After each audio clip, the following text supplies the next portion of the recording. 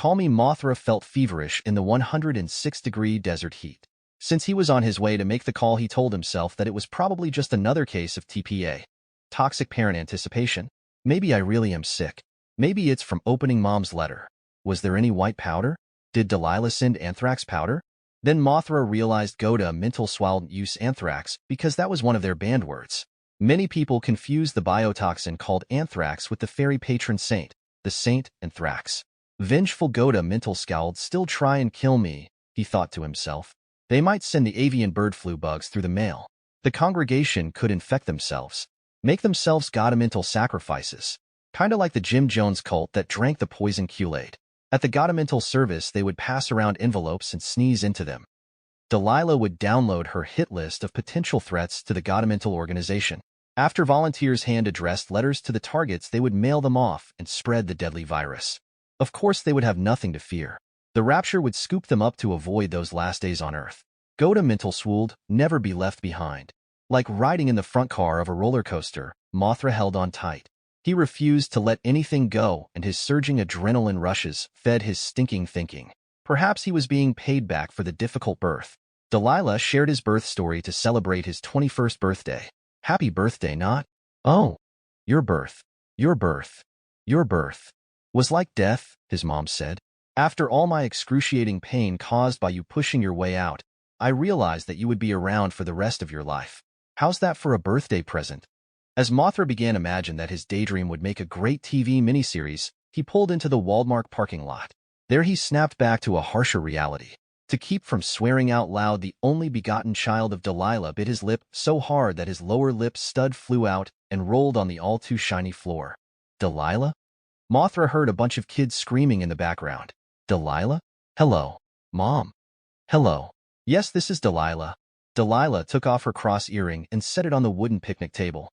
Molly Sue, push those kids back over to the storytime circle. I can't hear who's on the phone. Mom.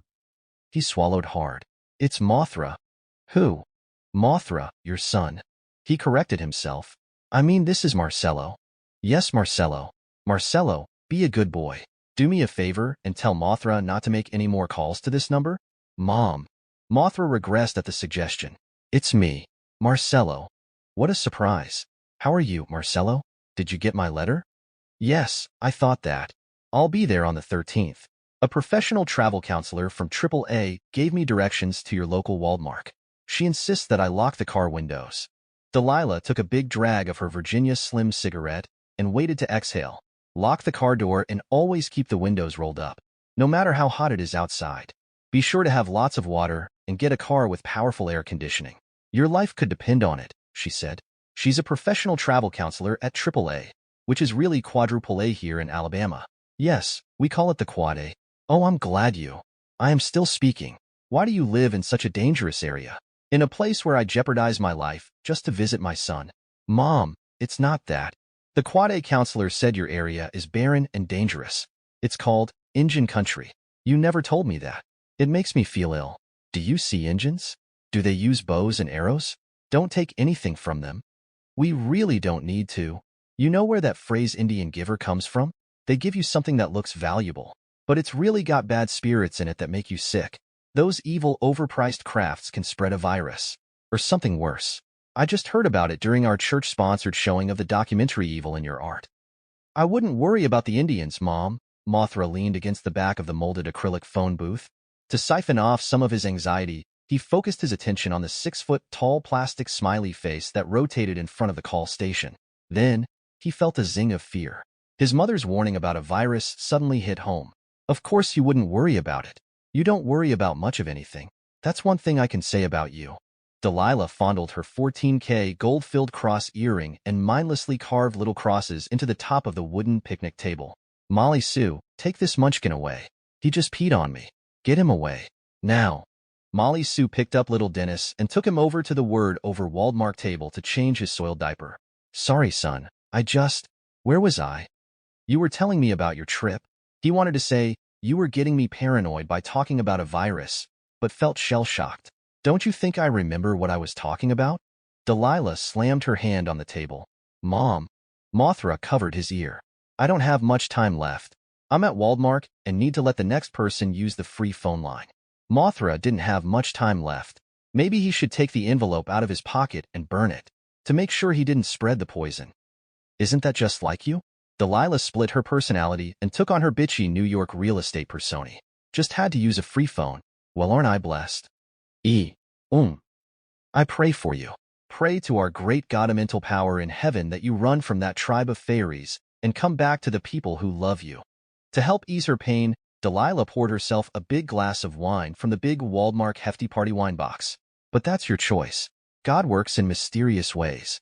You just wait and see what I mean. Come hell or high water, I'll be at your local Waldmark. Delilah chugged her wine, then coughed right into the phone. I need to bring the manager our newest word over Waldmark Infant Studies information. In the Waldmark Bubble Dome phone booth, Mothra resisted the urge to tell Delilah what he thought. Instead, he took a deep breath. When are you going to be in the neighborhood? Delilah spilled her wine onto the red-checked vinyl tablecloth. Once again, Molly Sue came to the rescue with a box Waldmark handy wipes. I'll be there on Tuesday the 13th.